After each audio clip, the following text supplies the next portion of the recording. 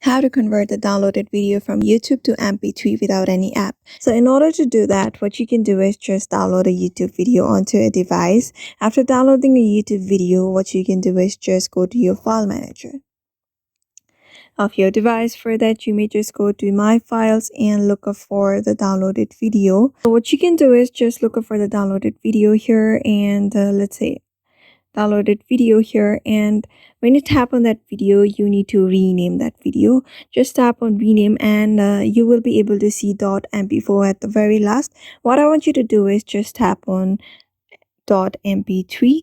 Just delete mp4 and tap .mp3. That should be able to fix your issue.